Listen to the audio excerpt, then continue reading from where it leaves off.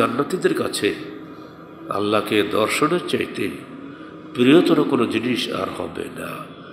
সেটাই হবে তাদের জীবনের সবচেয়ে আনন্দ ঘন মুহূর্ত। এটা বলার পরে আল্লাহ রসুল তেলাওয়াত করলেন, লিল্লাযীনা আহসানুল হুসনা ওয়া জিয়াদা, সূরা ইউনূস 26 আয়াত। আল্লাহ বলেছেন, যারা দুনিয়াতে সৎ কাজ করে তাদের জন্য জান্নাত এবং অতিরিক্ত কিছু। সে অতিরিক্ত ব্যাখ্যা হচ্ছে আল্লাহর সঙ্গে সাক্ষাৎ। বুখারী মুসলিমের এই হাদিস দ্বারা এটা প্রমাণিত হলো যে আল্লাহর সঙ্গে অবশ্যই আমাদের সাক্ষাৎ হবে। চলে যাবে ইব্রাহিমের কাছে, চলে যাবে মুসার কাছে, যাবে ঈসার কাছে। সবাই বলবে আমাদের শাফাত করার সুযোগ নাই, তোমরা সবাই মুহাম্মদের কাছে যাও, তিনি শেষ নবী।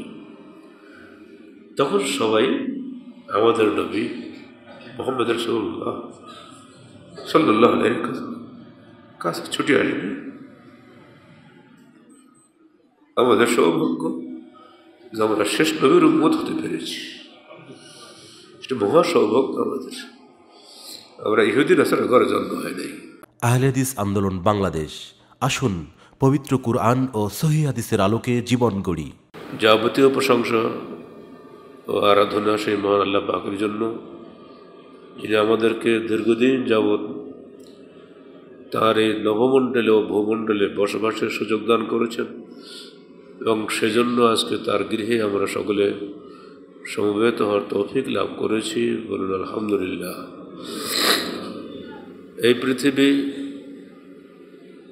আমাদের জন্য ক্ষণস্থায়ী ঠিকানা।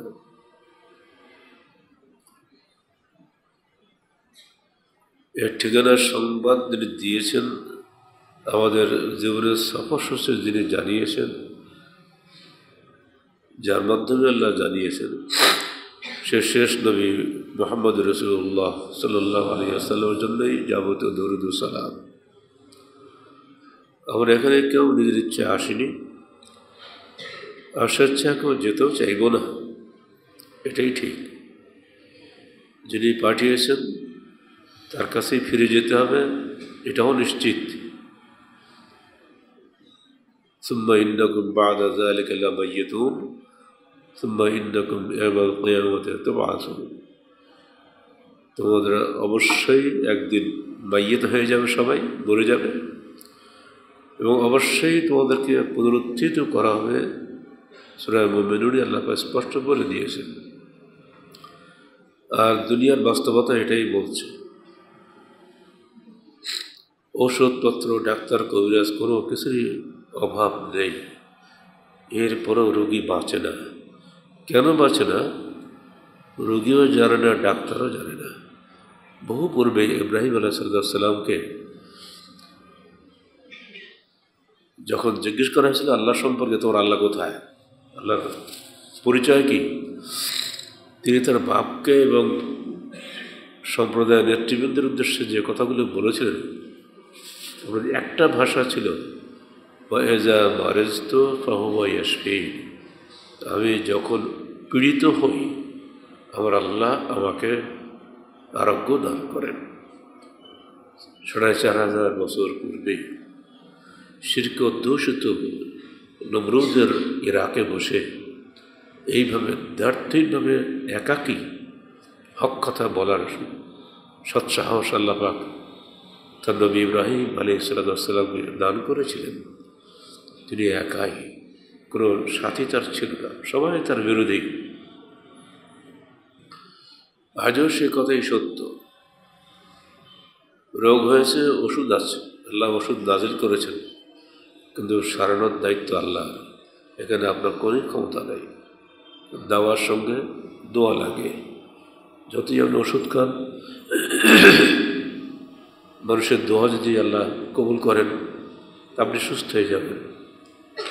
আর সে কারণে সবসময় মানুষকে মৃত্যুর ভয়ে আতঙ্কিত থাকতে হয়। কিন্তু মৃত্যুর পরের ঠিকানা কি? আর কি কোনো কাজ আছে? এটা নিয়ে বিশ্ব দুভাগে বিভক্ত।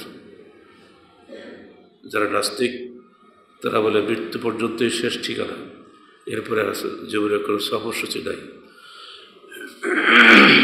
যারা মুসলিম তারা বলে মৃত্যুই শেষ ঠিকানা নয়, মৃত্যু চিরস্থায়ী ঠিকানার প্রথম মঞ্জিল মাত্র।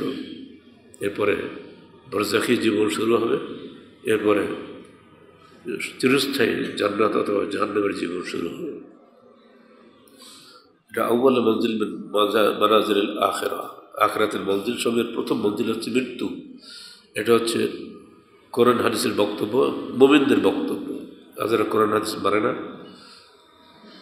অথবা যারা কোরআন হাদিস পড়েও দুর্বল বিশ্বাসী বা কপট বিশ্বাসী ফাসেক যারা, তারাও অনেকটা এরকমই বিবাদে পড়ে আল্লাহ করে, সুবিধা মতো আবার আল্লাহকে ছাড়ে।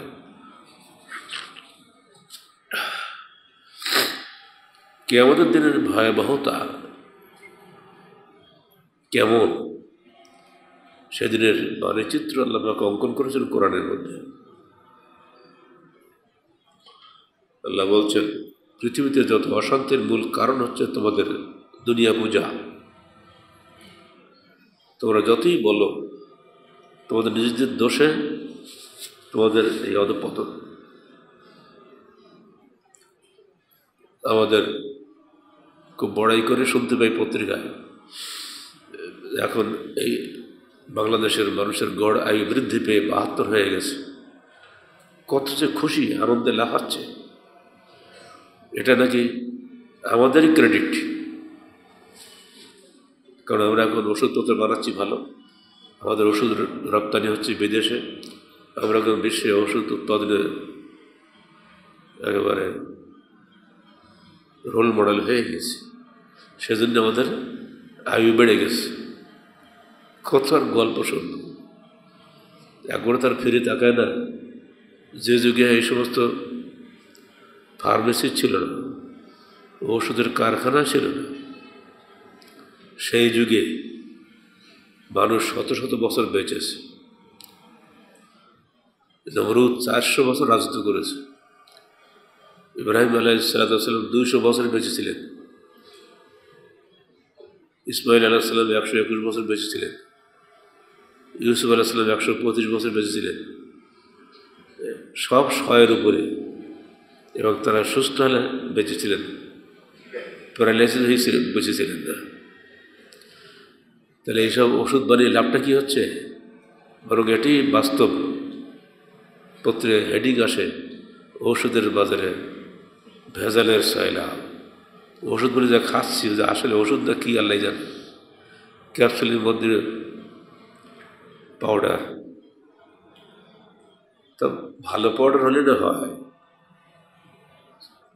যে পেন্সিল দিয়ে বাচ্চারা লেখে সিলেটে, ওরই গুঁড়ো পাউডার ঢুকে দিয়ে সুন্দর ক্যাপসুল মুড়ি দিয়ে দিচ্ছে, আপনাকে খাই। আপনি কী বুঝবেন?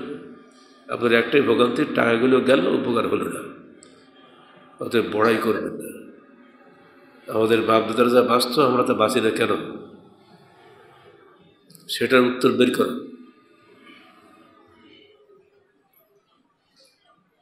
যতই হোক, যত সুস্থই থাকেন, একদিন মরতে হবে, এটাই হলো বাস্তব।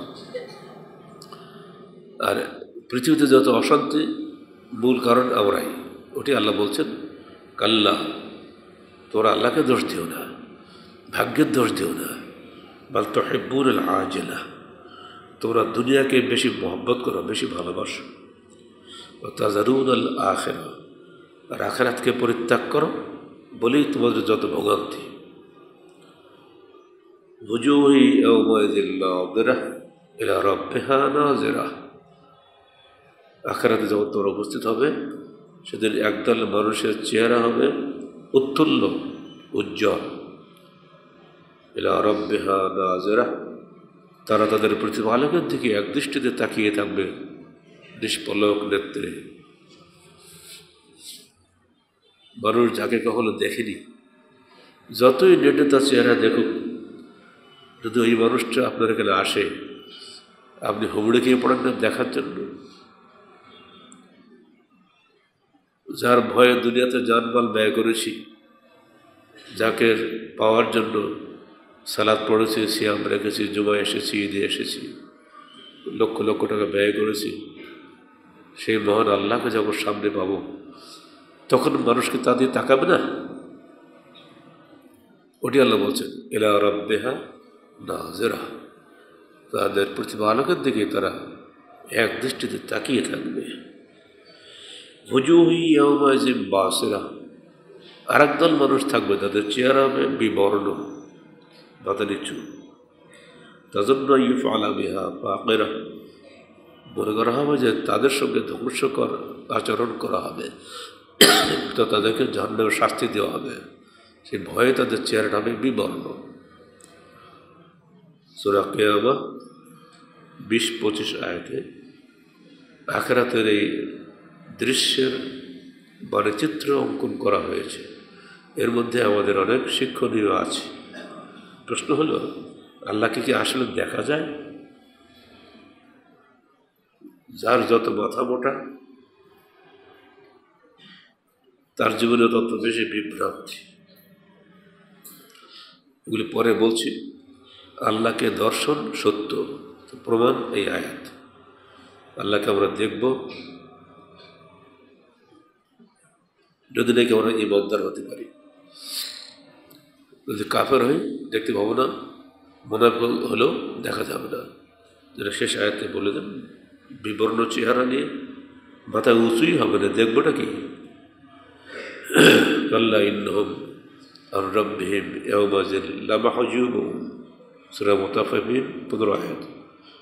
কশ্চিন কালেও নয়, কাফের মুনাফিকরা সেদিন তার প্রতিপালকের দর্শন থেকে অবশ্যই বঞ্চিত হবে। আল্লাহ আমাদেরকে সেই সৌভাগ্য থেকে যেন বঞ্চিত না করেন, আমরা সেই প্রার্থনা করি আল্লাহর কাছে।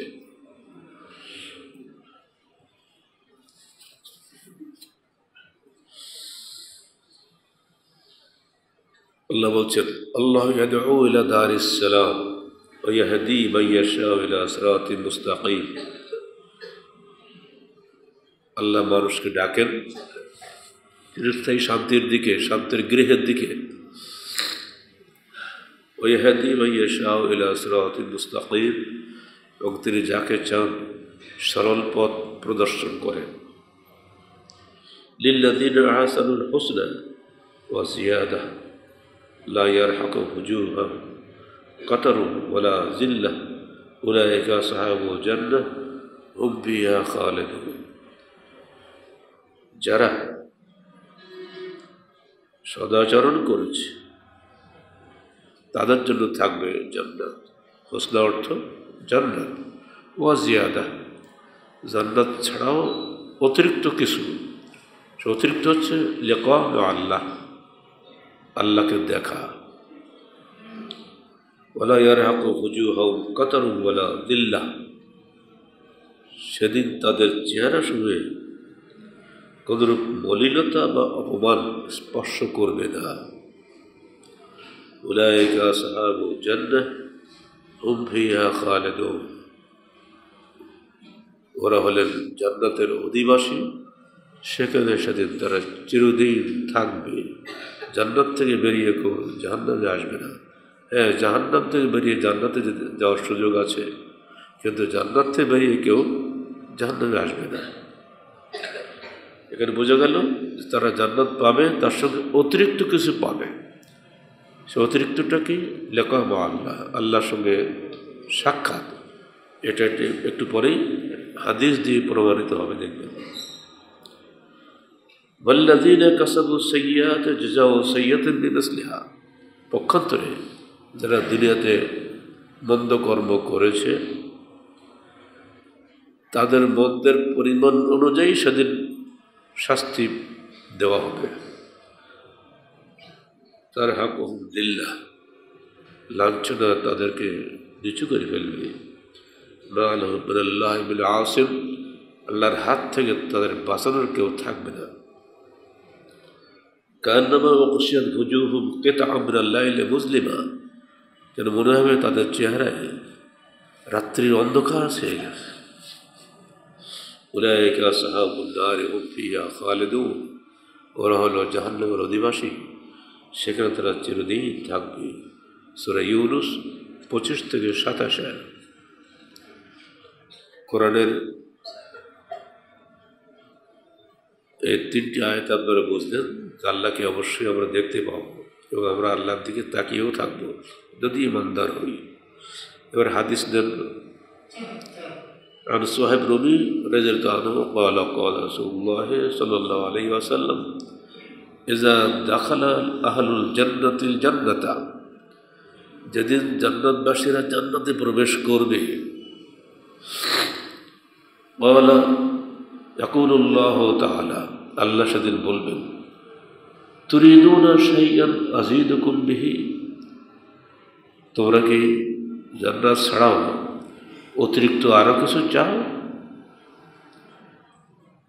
তুরিদুনা শাইআন আযীদুকুম আরো বেশি তোমাদের কিছু দেব? তো জান্নাতীরা বলবে ফায়াকুলুনা আলাম তুমাইয়িজ বুজুহানা আল্লাহ আপনি কি আমাদের চেহারাগুলোকে উজ্জ্বল করেননি?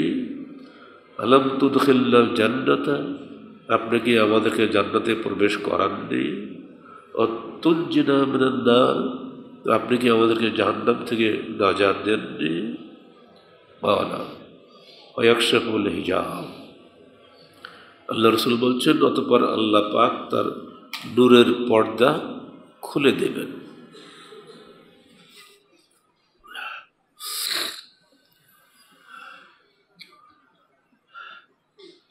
فما أعطوا شيئا أحب إليهم من النظر إلى ربهم عز وجل তখন জান্নাতীদের কাছে আল্লাহকে দর্শনের চাইতে প্রিয়তর কোনো জিনিস আর হবে না।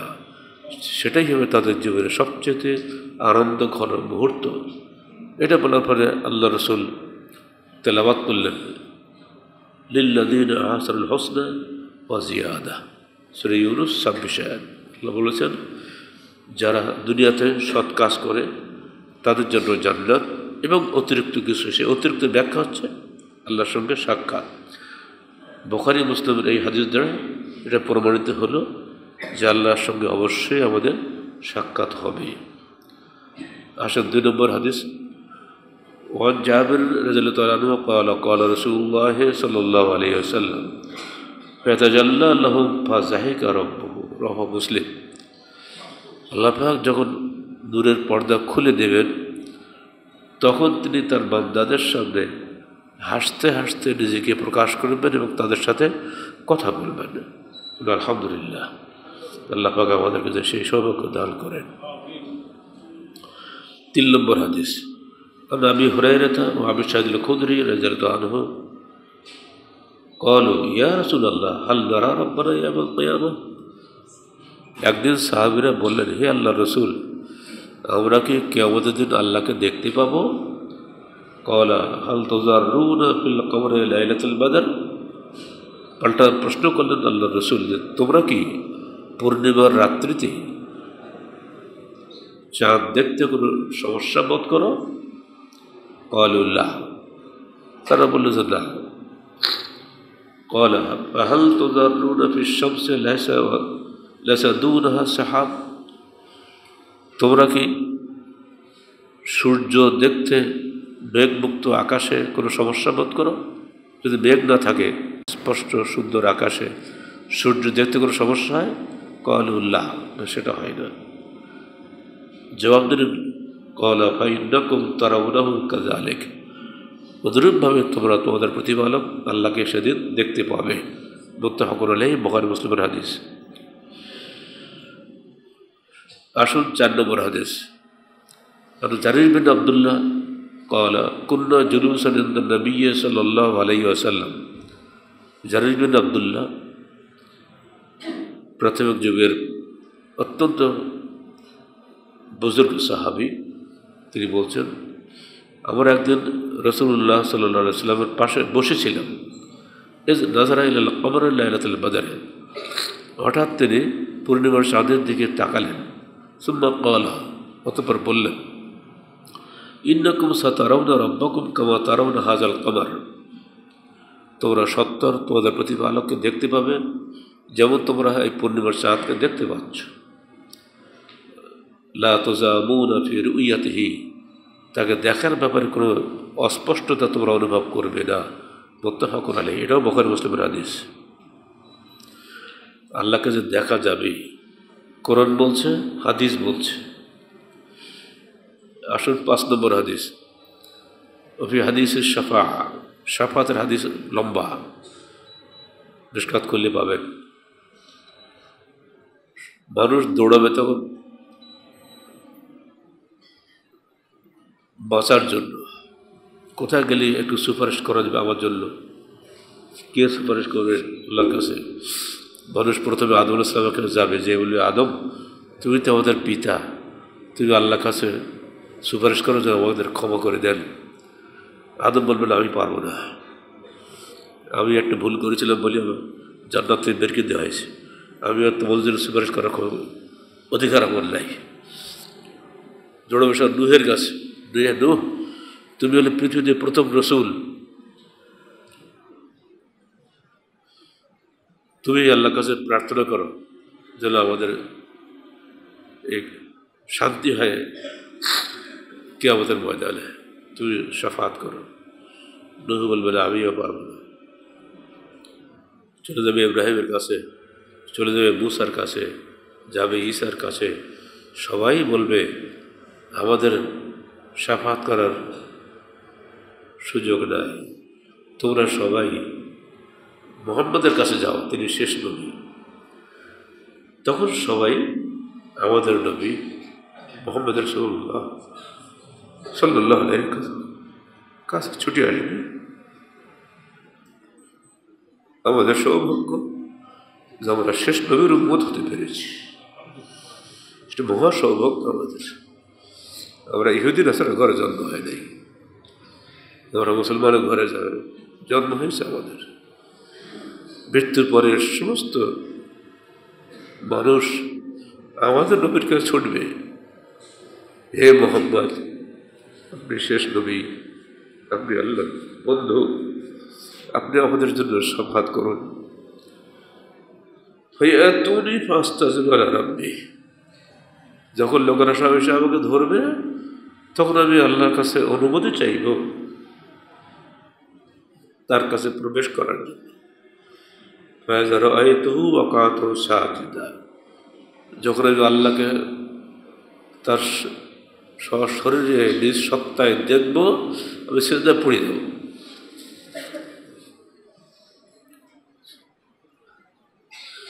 আল্লাহর সামনে স্থির দাঁড়িয়ে থাকা কোনো বান্দার পক্ষে সম্ভব নয়। ফায়াদানি মা শা আল্লাহু ইয়াদানি, যতক্ষণ আল্লাহ ইচ্ছা করবেন আমি সিজদায় পড়েই থাকবো। সুম্মা ইয়াকালুনি, অতঃপর আমাকে বলা হবে ইরফা রাসাক ওয়াসাল তুতা ওয়াকুল তুসমা ওয়াশফা তুশাফা, মাথা উঠাও, যা খুশি চাও তোমাকে দেওয়া হবে, তুই বলো তোমার কথা শোনা হবে, তুই সুপারিশ করো তোমার সুপারিশ কবুল করা হবে। মুত্তাফাকুন আলাইহি, বুখারী মুসলিমের হাদিস। ফাইযা রাআইতুহু ওয়াকাতু সাজিদা, যখন আল্লাহকে দেখবো তখন সিজদায় পড়ে যাব। আল্লাহকে দেখার দলিল নয় কি এটা? আসুন 6 নম্বর হাদিস।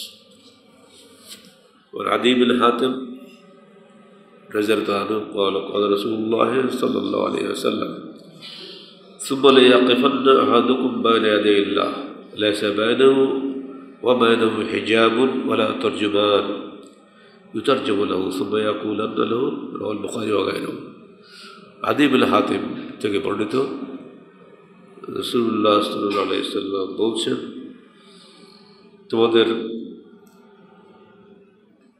তোমাদেরকে আল্লাহ পাক তার পাশে দাঁড় করাবেন। লাইসা বাইনাহু ওয়া বাইনাহু হিজাব ওয়ালা তুরজুমান, আল্লাহর এবং তার মধ্যে কোনো পর্দা থাকবে না এবং কোনো দোভাষী থাকবে না। ইউতারজিমু লাহু, যে তাকে তর্জমা করে বুঝিয়ে দেবে। অতঃপর আল্লাহ তাকে ডেকে বলবেন, হে ইমানদার মানুষ, তুমি অমুক দিন গোপনে একটা পাপ করেছিলে, দুনিয়ার কেউ সেটা টের পায়নি, আমি টের পেয়েছিলাম। দুনিয়াতে আমি ওটা গোপন রেখেছিলাম, আমি আজকে তোমার ঈমানের বরকতে তোমার এই গোপন পাপটা গোপনে রাখলাম, ওটার বিচার করবো না, তুমি জান্নাতে চলে যাও। এই যে ভাষা, লাইসা বাইনাহু বাইনাহু হিজাব, আল্লাহর মধ্যে, ওই মুমিন বান্দার মধ্যে কোনো পর্দা থাকবে না। ওয়ালা তর্জমা, কোনো তর্জমার অর্থ মুখপাত্র, ব্যাখ্যাকারী, ইউতারজিমুল্লাহু, যে তার ব্যাখ্যাগুলো, কথাগুলো তর্জমা করে আল্লাহকে বলবে, লাগবে না। আল্লাহ সব ভাষা জানে। এতে প্রমাণিত হয় আপনি যে ভাষার মানুষ হন না কেন, কিয়ামতের দিন আল্লাহ পাক সব এক ভাষায় পরিণত করে দিবেন এবং সে আল্লাহর সাথে সরাসরি কথা বলতে পারবে। এগুলি প্রমাণ দিচ্ছি যে আল্লাহকে দর্শন বান্দার পক্ষে অবশ্যই সম্ভব যদি তার ঈমান থাকে। দুনিয়াতে আল্লাহকে দেখা যাবে না, এটা দেখা যাবে আখিরাতে। নবী মুসা আলাইহিস সালাম যখন তুর পাহাড়ে গেলেন, তাওরাত লাভ করলেন, 30 থেকে 40 দিন ইতিকাফ করলেন, অথবা যখন তাওরাত পেলেন, তখন তিনি তো আনন্দের আতিশয্যে বলেই ফেললেন, হে আল্লাহ, আমি তোমাকে দেখতে চাই। তুমি যে আমার সঙ্গে কথা বললে, কথাই শুনলাম, দেখতে তো পেলাম না। কোরআনের ভাষায় শোনেন, فلما جاء موسى لميقاتنا وكلمه ربه قال رب أرني أنظر إليك قال لن تراني। যখন মুসা এলেন আমাদের মিকাতের নিকটে, অর্থাৎ নির্ধারিত স্থানে তুর পাহাড়ে, ওয়াকাল্লামাহু রব্বুহু, এবং তার প্রতিপালক তার সাথে কথা বললেন। ক্বাল রব্বি আরিনি আনজুর ইলাইক, মুসা বলল, হে আমার প্রতিপালক, তুমি আমাকে দেখা দাও, আমি তোমাকে দেখব। ক্বাল লান তারানি, আল্লাহ বললেন, কখনোই তুমি আমাকে দেখতে পাবে না। তোমার চোখ হলো দুনিয়ার চোখ, ওর পাওয়ার কম, ওই পাওয়ারে আমাকে দেখা যাবে না। সবসময় পাওয়ার কম বেশি হয় না, এই চোখ দিয়ে তুমি আমাকে দেখতে পাবে না। ওয়ালাকিন আনজুর ইলাল জাবাল, তবে হ্যাঁ, উনজুর ইলাল জাবাল, তুমি তোর পাহাড়ের দিকে তাকাও। ফাইন ইস্তাকাররা মাকানাহু, যদি পাহাড় নিজের স্থানে দাঁড়িয়ে থাকতে পারে, ফাসাওফা তারানি, তাহলে তুমি আমাকে দেখতে পাবে। ফালাম্মা তাজাল্লা রাব্বুহু লিল জাবালি জাআলাহু দাক্কা ওয়া খাররা মূসা সায়কা। অতঃপর যখন তার প্রতিপালক পাহাড়ের উপরে তার তাজাল্লি নিক্ষেপ করলেন, আলোক সম্পাদ করলেন, দূরের তাজাল্লি নিক্ষেপ করলেন, জাআলাহু দাক্কা, পাহাড় চূর্ণ বিচূর্ণ হয়ে গেল। ওয়া খাররা মূসা সায়কা, আর মূসা ভয়ে অজ্ঞান হয়ে পড়ে গেল। ফালাম্মা আফাকা, অতঃপর মূসা যখন হুঁশ ফিরল, ক্বালা সুবহানাকা, বলল, হে আল্লাহ, আপনার কোনো শরীক নাই, আপনি মহাপবিত্র। তুবতু ইলাইক, আমি তওবা করছি। ওয়া আনা আউয়ালুল মুমিনিন, এবং আমি মুমিনদের মধ্যে অগ্রণী। সূরা আরাফ 143 আয়াত। এটা দিয়ে প্রমাণিত হয় যে দুনিয়াতে থেকে যখন মূসার চোখ আল্লাহকে দেখতে পায়নি, তো আমাদের চোখকে আল্লাহ দেখতে পাবে নাকি? দুনিয়াতে আদৌ সম্ভব না। আর আয়েশা রাদিয়াল্লাহু আনহা قالت من زعم أن محمدا رأى ربه فقد أعزم على الله الفرية متفق عليه। আয়েশা সিদ্দিকা রাদিয়াল্লাহু আনহা বলছেন, যে ব্যক্তি ধারণা করে যে মুহাম্মদ রাসূলুল্লাহ সাল্লাল্লাহু আলাইহি ওয়াসাল্লাম মেরাজে গিয়ে আল্লাহকে দেখেছিলেন, সে আল্লাহর উপরে সবচেয়ে বড় অপবাদ দিল। অন্য বর্ণনা এসেছে, তিনি বলেন ফাকাত কাযিব, সে মিথ্যা কথা বলল। বুখারী মুসলিমের হাদিস। এবার আসেন 3 নম্বর, অবিশ্বাসীরা কখনই তাকে দেখতে পাবে না। আল্লাহ নিজেই বলে দিচ্ছেন, কাল্লা ইন্নাহুম আন রাব্বিহিম ইয়াওমাইযিন লামাহজুবুন, কোশ্চেন কালেও নাই, অবশ্যই অবিশ্বাসী বা কপট বিশ্বাসীরা সেদিন তাদের প্রতিপালককে দর্শন থেকে বঞ্চিত হবে।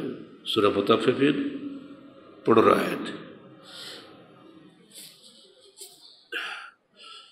কোরআন হাদিসের বিধান একদিকে গেল, উলামায়ে কেরাম, আহলে সুন্নাত ওয়াল জামাতের উলামায়ে কেরাম সবাই এই বিষয়ে ঐক্যমত পোষণ করেন যে অবশ্যই কিয়ামতের দিন আল্লাহকে দর্শন লাভ ঘটবে ঈমানদারদের জন্য, এ বিষয়ে কোনো মতভেদ নাই। কিন্তু মুশকিল হয়েছে মতভেদ থেকেই যায়। শুরুতে বলছিলাম অতি বুদ্ধিমান যেখানে সেখানে সমস্যা বেশি হয়। এ বিষয়ে আল্লাহকে দর্শন করা যাবে কি, হবে কি হবে না, আল্লাহ দর্শন লাভ আমাদের ভাগ্যে ঘটবে কি ঘটবে না, এ বিষয়ে মোটামুটি 3টি দল আছে মুসলিম উম্মার মধ্যে। একদল যারা মনে করেন যে আল্লাহকে দেখা যাবে না, তার সওয়াবকে দেখা যাবে, তার নিয়ামতকে দেখা যাবে ইত্যাদি। এরা হলো জাহমিয়া, কাদারিয়া, মুতাজিলা, শিয়া, এরা এই দলে। তারা বলে ইলা রব্বিহা নাযিরা, অর্থ ইলা সওয়াবে রব্বিহা নাযিরা। প্রকাশ্য অর্থ হচ্ছে তারা তাদের প্রতিপালকের দিকে তাকিয়ে থাকবে, কিন্তু এইসব মুফাসসিররা ব্যাখ্যা দিচ্ছেন ইলা সওয়াবে রব্বিহা নাযিরা। যারা মাদ্রাসায় তাফসীর কাশফ পড়েন তারা এখানে সেটা পাবেন। আল্লামা জামাখশরী মুতাজিলাদের বিখ্যাত বিজ্ঞান, ওনার ব্যাখ্যা হলো এটাই, আল্লাহকে দেখবে না বটে কিন্তু আল্লাহর সওয়াব দেখবে। দুর্ভাগ্যক্রমে সুন্নি মুফাসসির অনেকে এই ব্যাখ্যায় পদস্খলন ঘটেছে, নাম বলছি না।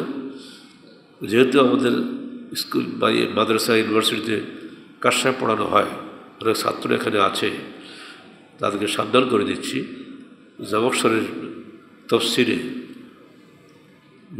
নিজে যেহেতু অতি যুক্তিবাদী মুতাজিলা, অধিকাংশ ক্ষেত্রে তার এই মুতাজিলা আকীদার বহিঃপ্রকাশ ঘটেছে। যারা ইউনিভার্সিটির শিক্ষক তারা যেন সাবধানে পড়ায় অথবা এই বইটা বাদ দেয়, তাফসীর ইবনে কাসীর পড়ায়। আরেক দল হলো এই আমাদের মারেফাতি সুফিরা, যেখানে মানুষের সংখ্যা এখন বেশি, ওরসে লাখ লাখ মানুষ যায়, তাই না? এরা হিন্দুদের মতো অদ্বৈতবাদী বা সর্বেশ্বরবাদী দর্শনে বিশ্বাসী। এরা তাদের মৃত পীরকে বা তাদের জীবিত পীরকে আর এমনকি প্রত্যেকটা মানুষকে আল্লাহর অংশ মনে করে। যত কল্লা তত আল্লাহ, বলে না? তো কল্লা তো খালি মানুষ না, ততটা কল্লা তো ওটাও আল্লাহ নাকি? বলে নাউজুবিল্লাহ। কিন্তু তাদের কাছে এটাই সত্য। এসব সুফি তো নয়, মুতাসাউফিফা, সুফি নামধারী এই লোকগুলা তাদের ভক্ত অনুরক্তদেরকে শিখাচ্ছেন যে আমরা সবাই আল্লাহর একটি অংশ। মোহাম্মদ আল্লাহর নূর, আল্লাহর নূরের মোহাম্মদ পয়দা, মোহাম্মদের নূরে সারা জাহান পয়দা। আকারকে নিরাকার সেই রব্বানা আহমদ আহাদ হলে তবে যায় জানা। অর্থাৎ আহমদ আর আহাদ একই। वो जो मुश्तबी अर्श था खुदा होकर उतर पड़ा है मदीना में,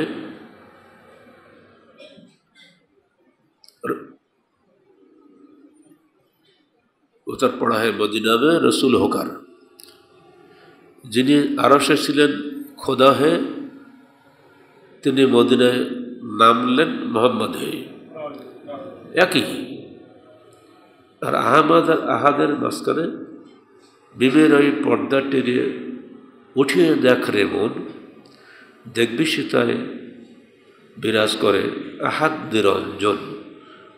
কুল্লুহুল্লাহু আহাদ আর ইসমুহু আহমদ, দুটি কোরআনে আছে।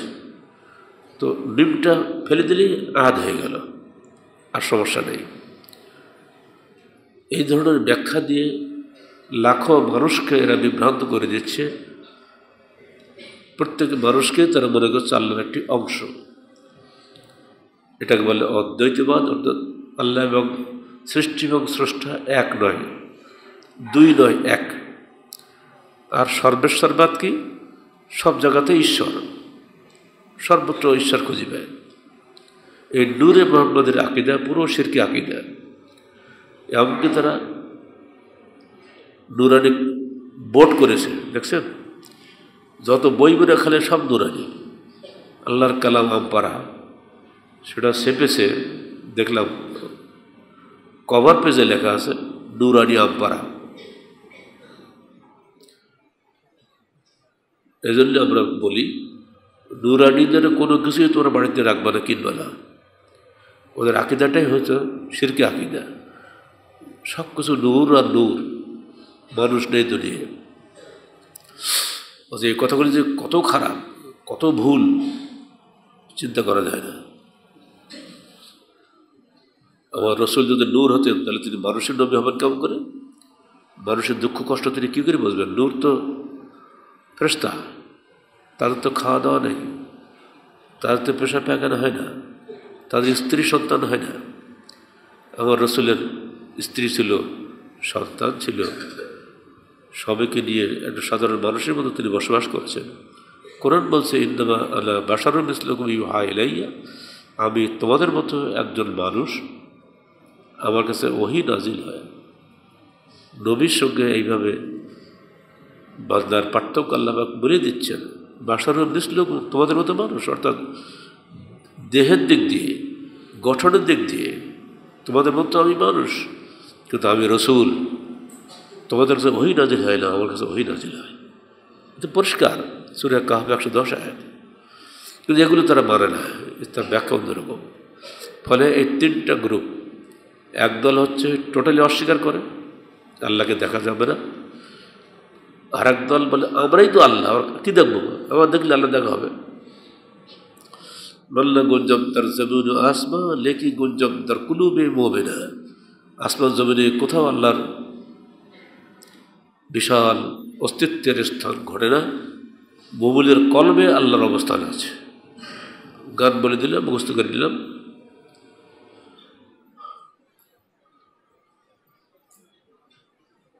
हकीकत में देखे तो ख्वाजा खुदा है, उसी के दर पे सिजदा रवा है। সত্যিকার অর্থে যদি দেখা যায় তাহলে যে খাজা নিজেই খোদা। বলে নাউজুবিল্লাহ। এই উর্দুতে বলে, মানুষ তো বুঝে না। হकीकत में देखे तो ख्वाजा खुदा है, उसी के दर पे सिजदा रवा है। যে খাজা আমার সামনে বসে আছে, পীর সাহেব, উনি আসলে খোদা, তার পায়ে সেজদা করাটাই হলো আল্লাহর হুকুম। সেজদা করো সবাই। এখন তো আপনারা মোবাইলে সব দেখতে পাচ্ছেন কীভাবে পাগলের মতো ঝাঁপিয়ে পড়ছে মানুষের সামনে। এরাই হলো দিলদার। যারা রাজনীতি করেন তারা এদের দরবারে গিয়ে দোয়া নেওয়ার জন্য পাগল হয়ে যান। এক একজন নেতা এক এক দরবারে যায়, দোয়া নিয়ে আসে, ভাবে বলে ওখানে গেলে আমার পাশ হবে। ফেল তো প্রায় সবাই করে, সবাইকে পাশ করে নাকি? পাশ তো একজনই করে, কিন্তু যায় কিন্তু সবাই। তাদের এই আকিদাগুলা সম্পূর্ণরূপে শিরকি আকিদা। এরা আল্লাহকে আখিরাতে দেখবে না। আল্লাহ বলছেন কাল্লা, কোশ্চিন কালে ওরা দেখবে না আল্লাহকে। আর তৃতীয় দল হচ্ছে আহলে সুন্নাত ওয়াল জামাত। আমরা যারা আছি, আমরা বিশ্বাস করি কোরআনের বাহ্যিক আয়াতের উপরে, হাদিসের উপরে, সেই বিশ্বাস অনুযায়ী এবং সেই স্পষ্ট বক্তব্য অনুযায়ী যদি আমরা পূর্ণ ইমানদার হতে পারি, অবশ্যই আমরা আমাদের প্রতিপালক আল্লাহকে দেখবার সৌভাগ্য লাভ করব, আল্লাহ পাক যদি ইচ্ছা করেন। আল্লাহ পাক আমাদের সবাইকে সত্যিকার ইমানদার হওয়ার তৌফিক দান করুন এবং আল্লাহকে দেখার সৌভাগ্য দান করুন। আকুলু কওলি হাযা আস্তাগফিরুল্লাহ লি ওয়া লাকুম ওয়া লিসাইরিল মুসলিমিন।